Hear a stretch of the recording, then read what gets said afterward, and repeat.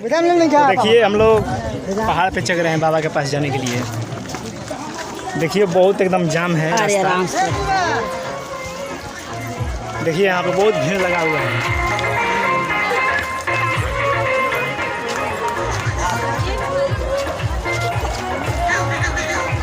आज आप लोग को तरह तरह से खाने वाला सामान देखने को मिलेगा, देखते रहिए।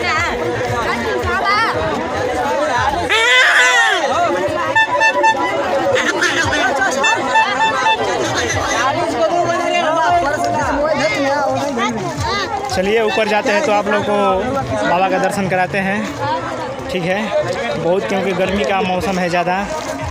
मैं बाबा से निवेदन यही जगह करूँगा कि बाबा बारिश जल्दी से होखे ताकि जितने किसान लोग हों उनका खेत बढ़िया से रोपा जाए। देखिए और आप लोग को दिखाता हूँ कुछ कुछ। देखिए सब कार्टून है।